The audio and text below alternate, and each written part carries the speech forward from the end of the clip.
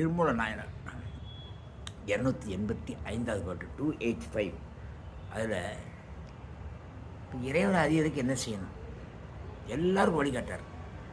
ரொம்ப சிம்பிள் வழி, ரொம்ப சிம்பிள், ஈஸியாக எல்லாராலும் கடைப்பிடிக்கலாம். என்ன தெரியுமா? கண்டேன்னு சொல்கிறாரு இறைவனை. இவனை கண்டேன், எப்படி கண்டேன்னு சொல்ல முடியும்? அப்போ காட்சி பொருளாக இருக்கிறார் இறைவனை பார்க்க முடியாதுங்கிறாங்க. அது கிடையாது, காட்சி பொருளாக இருக்கிறான் இறைவன்.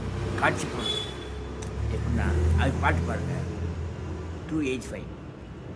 கண்டேன் கமல் தரு கொன்றையினான் அடி, கொன்றை மலை சுடியமுடைய அடி, அவன் காலடி கண்டேன்.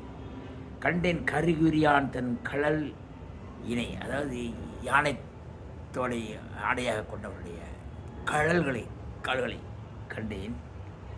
கண்டேன் கமல மலர் உறைவானடி, கமல மலர் உறைவானடி, உள்ள தாமரையில் வாழ்கின்ற உண்மை பொருளை என் அகக்கண் கண்டு கொண்டேன்.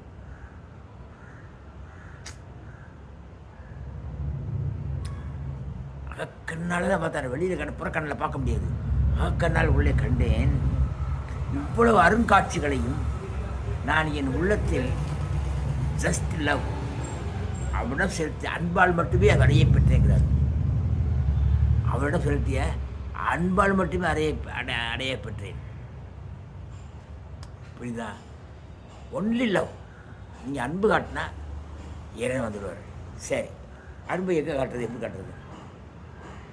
அன்பை எப்படி காட்டுறது?